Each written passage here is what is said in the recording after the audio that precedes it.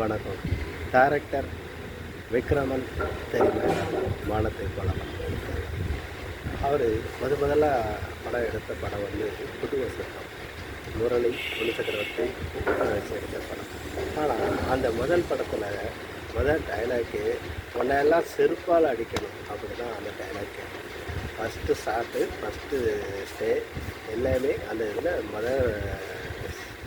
இதுதான் அமைக்கிறாரு. உன்னையெல்லாம் செருப்பால் அடிக்கணும் அப்படிங்கிறது.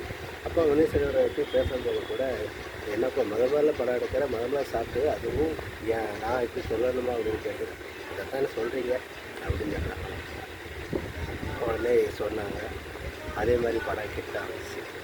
இது எதுக்கு சொல்ல வர அப்படின்னு கேட்டிங்கன்னா, விக்ரம் என்ன சொல்கிறாரு அப்படின்னா, எதுக்குமே வந்து நல்ல நேரம் கெட்ட நேரம் சகுனம் இப்படிலாம் பார்க்கக்கூடாது, பார்க்காம நம்ம எடுத்துடணும்.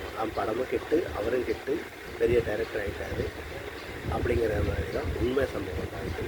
அதனால் எல்லோருமே அந்தந்த டைமிங்களை ஃபாலோ பண்ண வேண்டும் என்கிறது தான் அந்த கருத்து. அதாவது உயிருக்கு ஒருத்தன் போராடிட்டு இருக்கும்போது நான் இந்த நேரத்தில் தான் நான் ரத்தம் கொடுப்பேன், இந்த நேரத்தில் நான் ரத்தம் கொடுக்க மாட்டேன், நான் ரத்தம் ஏற்ற மாட்டேன், வெள்ளிக்கிழமை நான் ரத்தம் ஏற்ற மாட்டேன், செவ்வாய்க்கிழமை நான் ரத்தம் ஏற்ற மாட்டேன், இப்படி நம்ம சொல்ல முடியாது.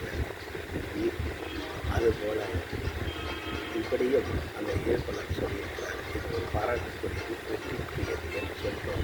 நடைபெறுகிறது. நன்றி. சிந்தித்து செயல்படுகிறது. எல்லோரும் ஒவ்வொரு விதத்திலும் ஒவ்வொரு செயல்பாடுகளும் செயல்படுவார்கள். அதை நாம் குற்றம் என்று கருத முடியாது. அவருடைய மனதில் என்ன தோணுகிறதோ அதைத்தான் செய்வார்கள்.